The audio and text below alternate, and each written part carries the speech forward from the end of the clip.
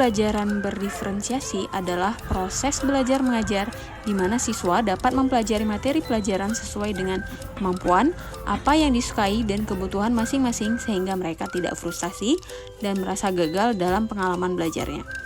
Dalam pembelajaran berdiferensiasi, guru harus memahami dan menyadari bahwa tidak ada hanya satu cara, metode, strategi yang dilakukan dalam mempelajari suatu bahan pelajaran. Guru perlu menyusun bahan pelajaran, kegiatan-kegiatan, tugas-tugas harian baik yang dikerjakan di kelas maupun yang di rumah, dan asesmen akhir sesuai dengan kesiapan siswa dalam mempelajari bahan pelajaran tersebut, minat atau hal apa yang disukai dalam belajar, dan bagaimana cara menyampaikan pelajaran sesuai dengan profil atau gaya belajar siswa. Terdapat 4 komponen pembelajaran berdiferensiasi. Yang pertama adalah diferensiasi konten. Dalam diferensiasi konten, ada 2 cara membuat konten pelajaran yang berbeda, yaitu yang pertama menyesuaikan apa yang akan diajarkan oleh guru atau apa yang akan dipelajari oleh siswa berdasarkan tingkat kesiapan dan minat siswa. Yang kedua, menyesuaikan bagaimana konten yang akan diajarkan atau dipelajari itu akan disampaikan oleh guru atau diperoleh oleh siswa berdasarkan profil atau gaya belajar yang dimiliki oleh masing-masing siswa. Yang kedua adalah diferensiasi proses. Proses pada bagian ini adalah kegiatan yang dilakukan oleh siswa di kelas. Kegiatan yang dimaksud adalah kegiatan yang bermakna bagi siswa sebagai pengalaman belajarnya di kelas. Kegiatan yang dilakukan harus memenuhi kriteria sebagai kegiatan yang baik, yaitu kegiatan yang menggunakan keterampilan informasi yang dimiliki siswa. Yang kedua, berbeda dalam hal tingkat kesulitan dan cara pencapaiannya. Kegiatan-kegiatan yang bermakna yang dilakukan oleh siswa di dalam kelas harus dibedakan juga berdasarkan kesiapan, minat, dan juga gaya belajar siswa. Yang ketiga adalah diferensiasi produk. Produk dapat dikerjakan secara individu maupun berkelompok.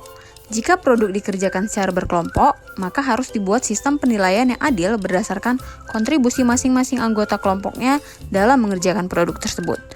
Guru merancang produk apa yang akan dikerjakan oleh siswa sesuai dengan pengetahuan, pemahaman, dan keterampilan yang harus ditunjukkan oleh mereka.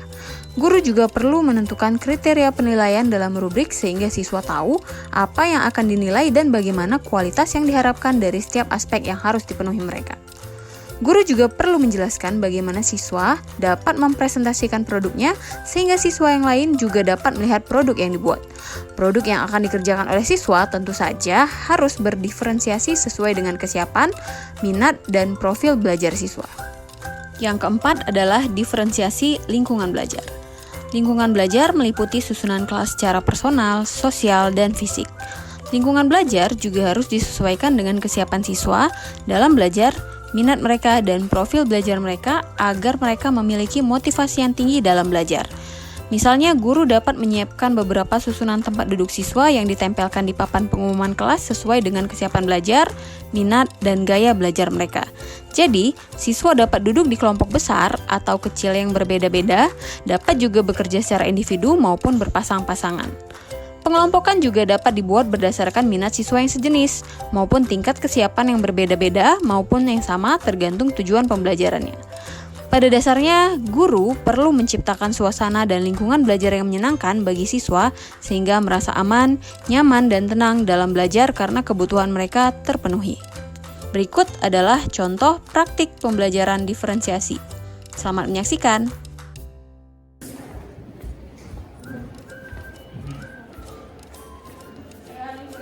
Said kum Iktiro.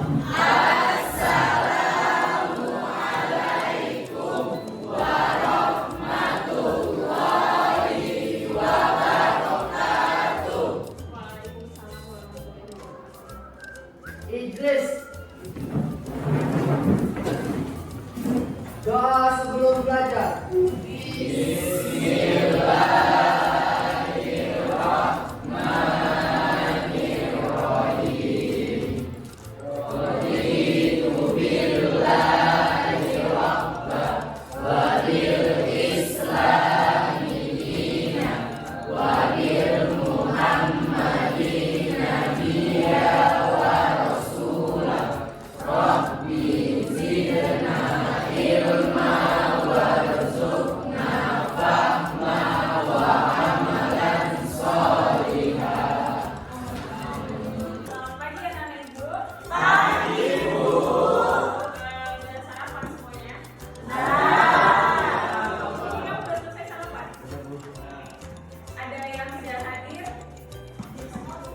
Alhamdulillah hadir semua. Jadi hari ini kita mau cerita atau kita melanjutkan cerita kita yang kemarin tentang jaringan.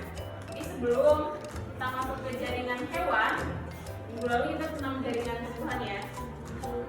Ada yang masih ingat nggak kenapa atau kemarin itu udah gambar yang ada batangnya, ada akarnya satu pohon itu kan.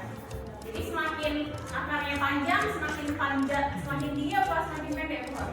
Oke. Nah, filosofi pohon itu diaplikasikan ke kehidupan sehari-hari yang mana? Ada yang masih ingat belum? Jangan lah kalau ada jauh lagi. Oh, duit duluan BTW. Apa duit?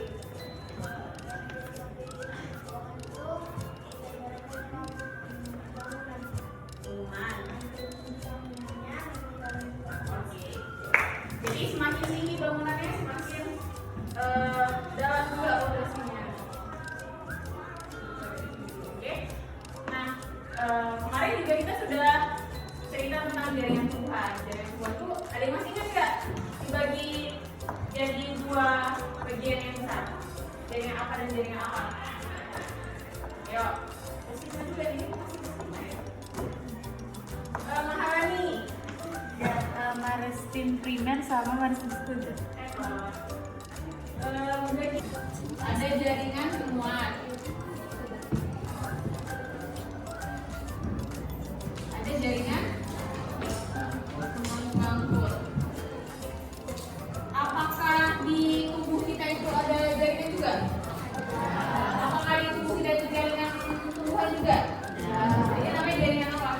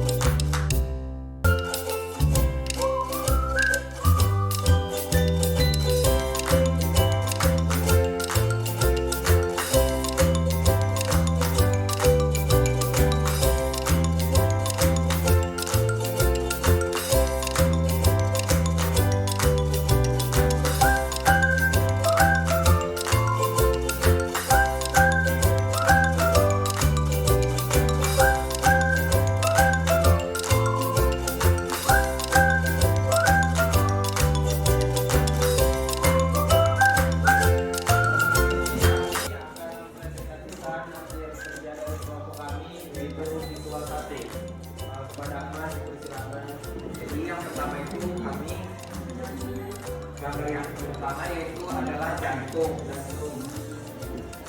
Nama organnya yaitu jantung, fungsinya yaitu memompa darah. Kita belajar jaringan hewan, jaringan otot, jaringan saraf, jaringan ikat, dan epitel.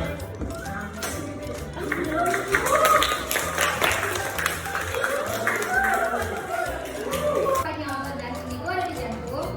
Bentuk serabutnya itu berwarna terang. Jumlah intinya ada banyak. Dan letak intinya itu ada di mana? Sekian dari presentasi kami.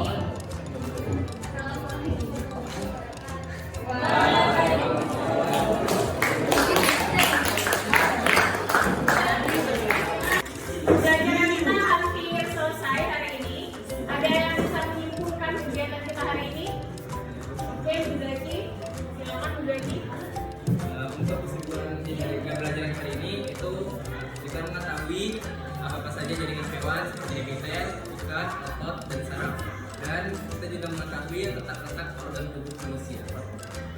Terima kasih. Ya, dan berkembang. Ada lagi yang mau menambahkan? Oke, bisa?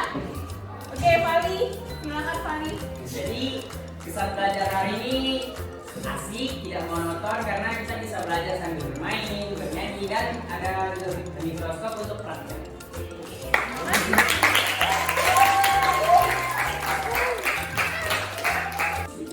Oke, karena kegiatan kita hari ini sudah selesai, terima kasih kepada anak ibu yang sudah antusias dan tertarik untuk belajar hari ini. Jangan lupa minggu depan laporannya dibawa. Oke?